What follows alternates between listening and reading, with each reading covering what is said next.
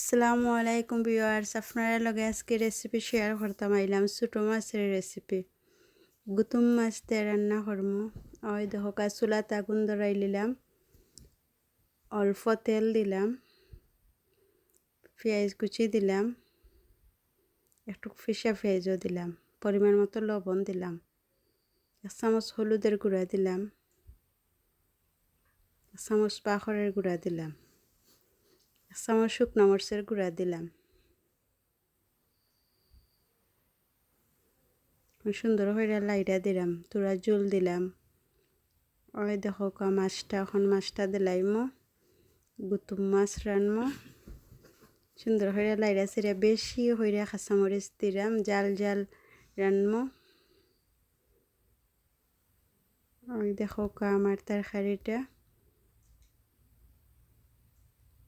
কত সুন্দর একটা কালার বাড়াইছে। তোরা অল্প জল দিলাম।